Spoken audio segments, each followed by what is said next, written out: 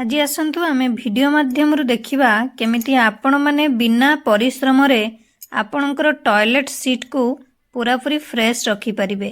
सेथि पई हमकु दरकार लेंबू। Hi friends, good afternoon. आपण समस्त को मो तरफ नमस्कार। आशा करछि आपण माने समस्ते भलरे थिबे, मो भी भलरे अछि।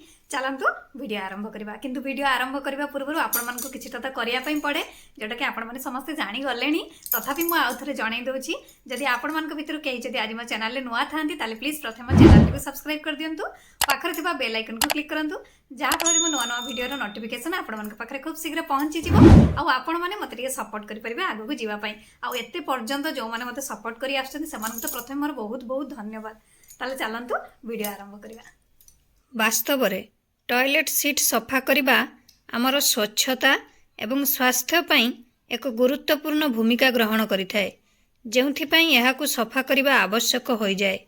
कारण एहा संक्रमणर आशंका ह्रास करिथाय एवं आम स्वास्थ्य को मध्य सुरक्षित रखिथाय। तेणु आसंतु जानिबा केमती आमे सहज उपाय रे बिना परिश्रम रे आमर टॉयलेट सीट को सफा करिवार पद्धति।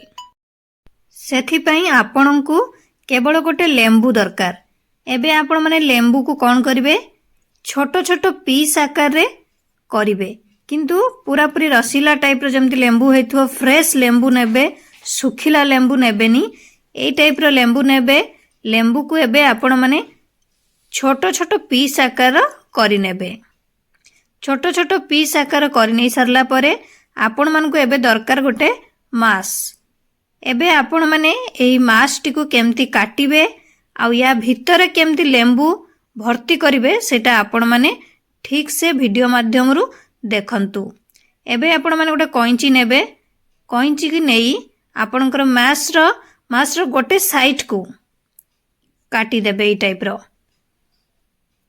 एमती रखिथिबे। एई टाइप रो करिवे। आपण माने देखि पारुथबे वीडियो माध्यम रु। तापरे पॉकेट टाइप रो एको करि नेबे। करि नै सारला परे या भितरे आपण जो लेंबू को काटी की रखिचंती ताकू सब या भितरे भरी देबे।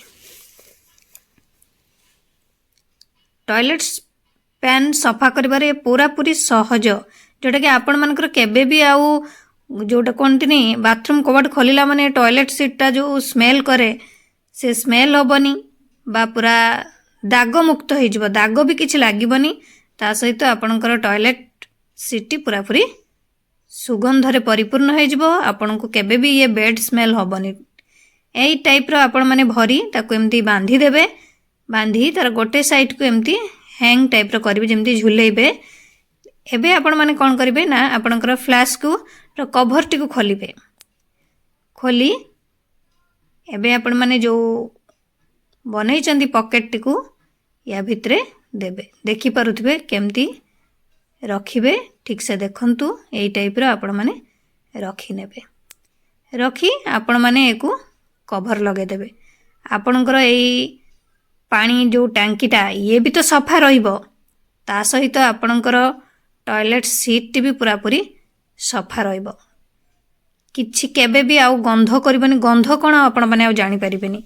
सब बेले आपन को सतेज लागिबो। बाथरूम कबाट खोलिला मात्रे आपणकर टॉयलेट सीट टी पूरा पूरी फ्रेश थिबो।